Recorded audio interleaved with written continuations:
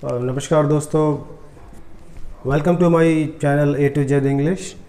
और हमने पैसे अब स्टार्ट कर दिया है और अब हम क्या करेंगे, एक एक जितने भी टेंसेस के पैसे बनते हैं उनको एक एक करके डिस्कस करेंगे, क्योंकि मेरे चैनल का नाम ए टू जेड है। तो बेसिक सी चीज़ें ज़रूर हम डिस्कस करेंगे ताकि ये सबको समझ में आए, स्कूल वाले बच्चे भी, कॉलेज में। और उसके बाद जैसे ही हम टेंसेस कवर कर लेंगे एक एक को उठाने के बाद, फिर हम डिटेल में बाकी सारे स्ट्रक्चर भी डिस्कस करेंगे, क्योंकि ये चैनल सबके लिए बना है। ठीक है, जो एग्ज़ाम की तैयारी कर रहे हैं कम्पिटिटिव एग्ज़ाम की, उनके लिए भी बना है।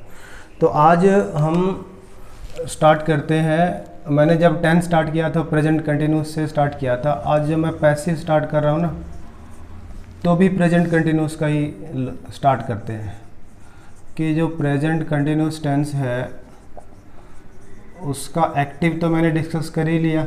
कोई भी काम जो प्रेजेंट के पॉइंट पे चल रहा है, ठीक है ना, प्रेजेंट कंटिन्यूस।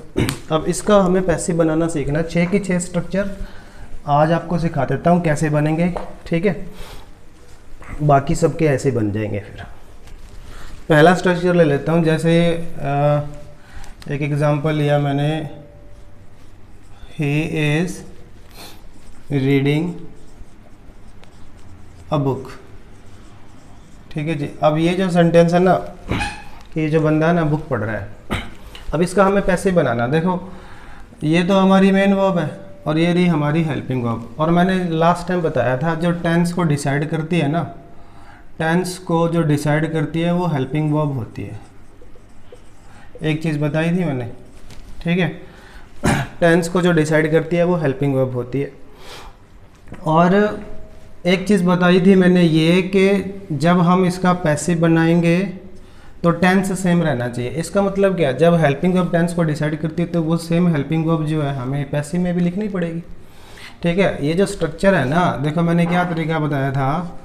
ऑब्जेक्ट का सब्जेक्ट पहला स्टेप, उसके बाद बी की फॉर्म, फिर वर्ब की थर्ड फॉर्म, फिर बाई, और उसके बाद जो भी हमारा सब्जेक्ट है उसका बनाना है ऑब्जेक्ट। ये स्टेप फॉलो करने बताए थे।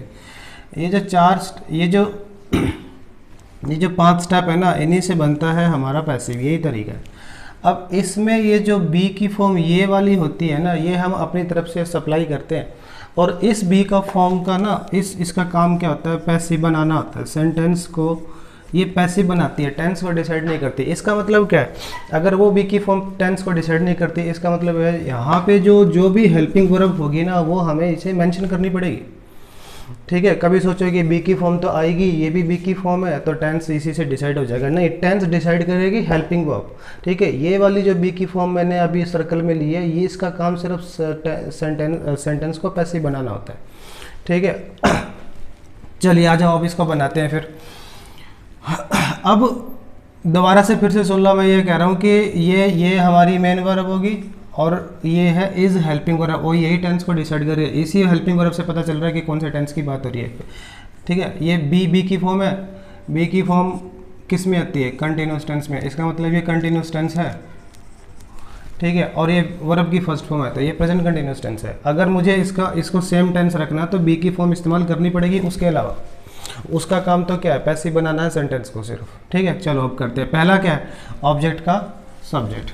तो जो हमारा ऑब्जेक्ट है उसका आ जाएगा, उसका सब्जेक्ट बन गया ए बुक। अब ठीक है, अब ये बी की फॉर्म है।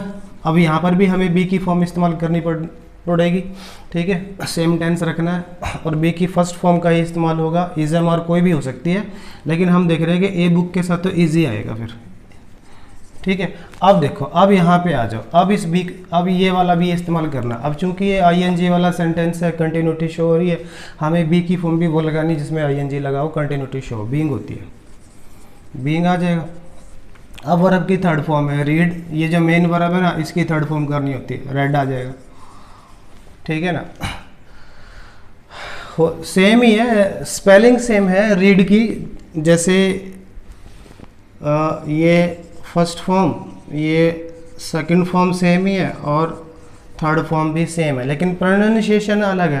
पहली को रीड बोलते हैं, दूसरी को रेड और तीसरी को भी रेड। स्पेलिंग सेम है, ठीक है, प्रोनाउंसिएशन अलग है। A book is being red, उसके बाद है बाई, और उसके बाद जो भी हमारा सब्जेक्ट है उसका बन जाएगा ऑब्जेक्ट, यहाँ पे आ जाएगा हिम। इस तरीके से हमारा सेंटेंस बन जाएगा। अब एक ये हो गया पॉजिटिव, एक नेगेटिव ले लेते हैं। दे आर नॉट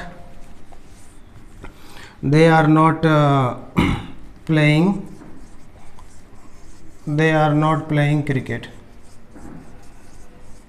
ठीक है, ये सेंटेंस आया। अब इसके अंदर क्या है, ये नेगेटिव सेंटेंस है, हेल्पिंग वर्ब के बाद नॉट लगता है, मैंने बताया हुआ है। ठीक है, तो ये होगी हमारी मेन वर्ब और ये है हमारी हेल्पिंग वर्ब जो टेंस को डिसाइड कर रही है। इसका मतलब क्या, इसका मतलब है कि जब इसका हम पैसिव बनाएंगे, जब हम इसका पैसिव बनाएंगे तो बी की फॉर्म हमें लिखनी पड़ेगी, क्योंकि जो भी हेल्पिंग वर्ब होती है वो हमें मेंशन करनी पड़ेगी। हेल्पिंग वर्ब ही टेंस को डिसाइड करती है, तो वो सेम हेल्पिंग वर्ब हमें लिखनी पड़ेगी। अब ये है बी की फर्स्ट फॉर्म, और बी की फर्स्ट फॉर्म है ना 3 होती है, इज एम आर। उनमें से जब हम इसका पैसिव बनाएंगे तो इज एम आर में से कुछ भी आ सकता है, वो डिपेंड करेगा सब्जेक्ट के ऊपर। ठीक है, इस बार हमारा सब्जेक्ट है दे के साथ तो आर आएगा, लेकिन जब इसका हम पैसिव बनाएंगे तो पहला स्टेप क्या है, ऑब्जेक्ट का सब्जेक्ट। इस बार हमारा सब्जेक्ट क्या बन गया, क्रिकेट बन गया। ठीक है, अब क्रिकेट के बाद, अब सब्जेक्ट के बाद हमें हेल्पिंग वर्ब लगानी पड़ेगी। अब यहाँ पे आर नहीं आएगा, यहाँ पे क्रिकेट तो सिंगुलर है, इसके साथ आएगा इज। ठीक है, अब हेल्पिंग वर्ब भी हमारी आ गई, अब हमें नोट लगाना पड़ेगा, क्योंकि हेल्पिंग वर्ब के बाद ही नोट लगता है, सेंटेंस तभी बनता है। अब देखो, अब इस पे आ जाओ। अब हमें बी की फॉर्म लगानी है। बी की फॉर्म कौन सी आएगी, बीइंग की आएगी। ठीक है, अब वर्ब की थर्ड फॉर्म प्ले का क्या हो जाएगा, प्लेड, और फिर बाय, और उसके बाद जो भी हमारा सब्जेक्ट है उसका हो जाएगा ऑब्जेक्ट, देम आ जाएगा। इस तरीके से नेगेटिव सेंटेंस भी बन गया। ठीक है, अब एक एग्जांपल मैं इंटरोगेटिव का 6 के 6 स्ट्रक्चर का इस्तेमाल करना सिखा देता हूँ आज आपको। उसके बाद आप घर पे अपने आप प्रैक्टिस करना, आपको समझ में आएगा। एक इंटरोगेटिव स्ट्रक्चर ले लेता हूँ। इंटरोगेटिव में हेल्पिंग वर्ब सब्जेक्ट से पहले आती है ना, जैसे मैंने लिखा M I disturbing you,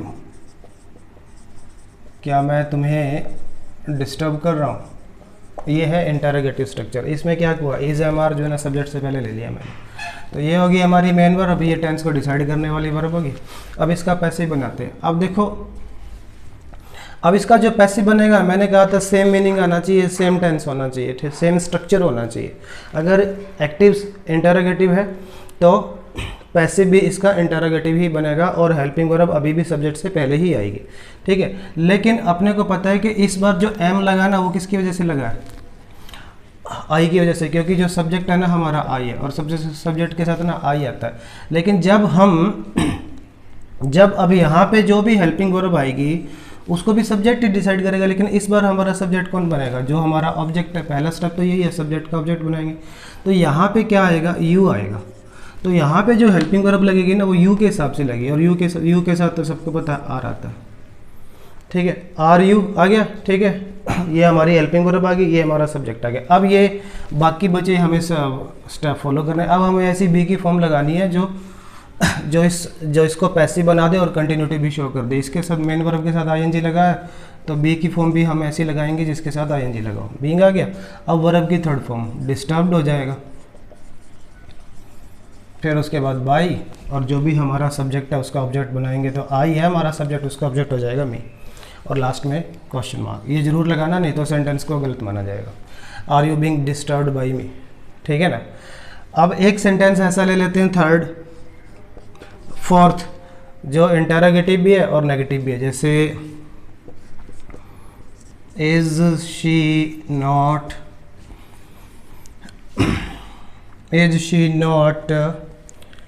helping you, क्या वो तुम्हारी मदद नहीं कर रही है।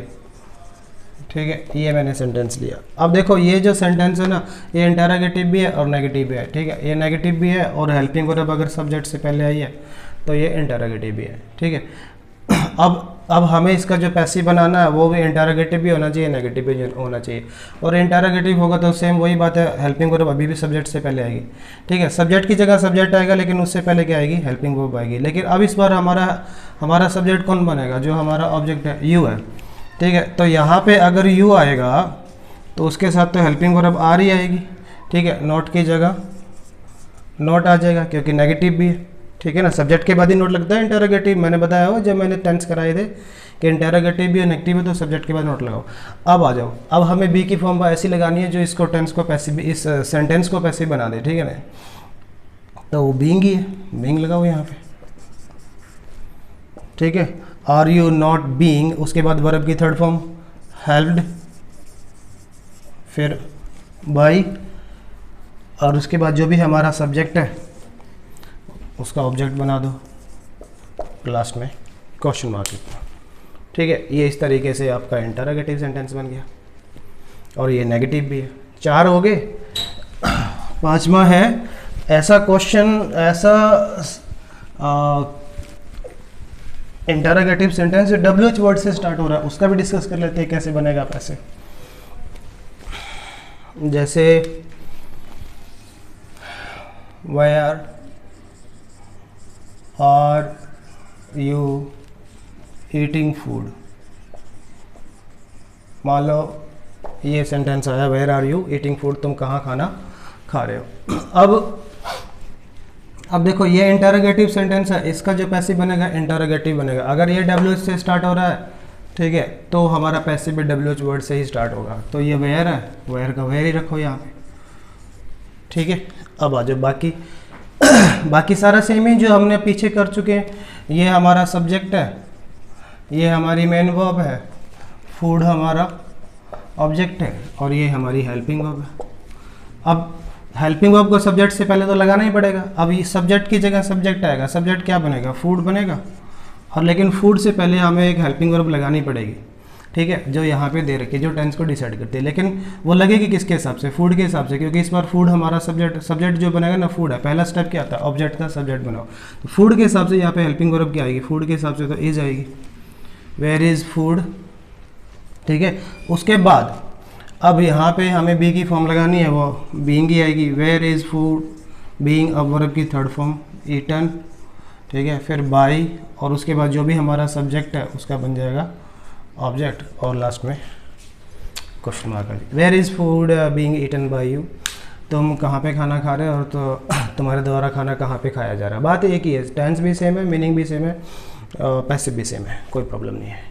एक लास्ट और ले लेते हैं एग्जांपल कि WH क्वेश्चन से, WH वर्ड से सेंटेंस स्टार्ट हो रहा हो और साथ में नेगेटिव भी हो, ठीक है ना। जैसे why is she not, why is she not watching TV, कर लो भाई वो टीवी क्यों नहीं देख रही है। अब देखो ये इंटरोगेटिव भी है और नेगेटिव है, और WH वर्ड से स्टार्ट हो रहा है, ठीक है। सेम तरीके से इसका वाई का वाई लिखो यहाँ पे, हमारा पैसिव भी WH वर्ड से स्टार्ट होगा। हेल्पिंग वर्ब की जगह हेल्पिंग वर्ब भी आएगी, यही टेंस को डिसाइड कर रही है, ठीक है, और ये इसको नेगेटिव बना रहा। दोनों चीज़ें हमें मेंशन भी करनी पड़ेगी। ये सब्जेक्ट है हमारा, सब्जेक्ट की जगह सब्जेक्ट आएगा, और ये जो टेंस को डिसाइड कर रही है हेल्पिंग वर्ब, ये यहाँ पे जरूर लिखनी पड़ेगी क्योंकि यही टेंस को डिसाइड करे। तो अब इस बार हमारा जो ये जो हेल्पिंग वर्ब लगेगी किसके हिसाब से, ऑब्जेक्ट के हिसाब से। ऑब्जेक्ट क्या है, टीवी है, टीवी के हिसाब से क्या आएगा, इज आएगा, वाई इज़ टीवी, फिर नॉट की जगह नॉट आ जाएगा, सब्जेक्ट, क्योंकि इस बार टीवी हमारा सब्जेक्ट है, सब्जेक्ट के बाद ही नॉट लगाते।